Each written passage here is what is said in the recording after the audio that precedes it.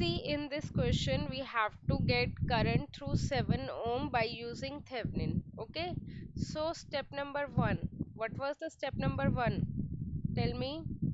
Step number 1 is to open circuit RL, right? So we need to open circuit RL, that is A and B. In the next step we need to calculate VTH, and that would be equal to VAB, right? So in the next step we need to calculate VAB, that would be equal to VTH.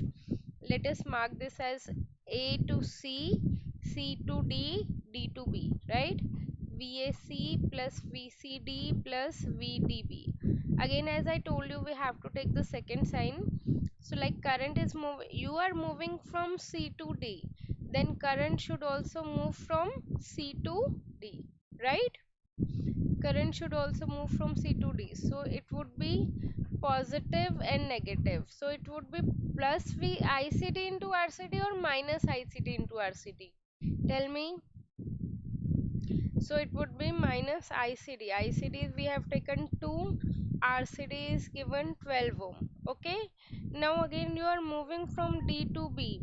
So what is the second sign? Minus 23 or plus 23? Plus 23. Second sign is plus 23. And VAC is 0. Why? Because there is no current flowing in the circuit and there is no resistance, right? If we'll get the value for I2, then we should get the value for VTH, and for I2 we should make a mesh equation, right? So first mesh equation is minus 6I1 minus 3I1 minus I2 plus 12 is equal to 0, right? Now the second mesh equation is minus 2I2 minus 12I2, again minus 3I2 minus I1 would be equal to 0, right? If I'll solve it for I2, then I2 will get it as around 0.25 ampere. We can simply substitute at the value. I2 would be minus 0.25. Okay, we can substitute the value, then we'll get the value of VTH as minus 20 volt. Okay, no, sorry, it's a plus only. Got it? Now in the next step what we need to do, we need to calculate RTH, right? And as you know that in calculation of RTH, voltage source must be short circuit. It's not like one single source must be short circuit.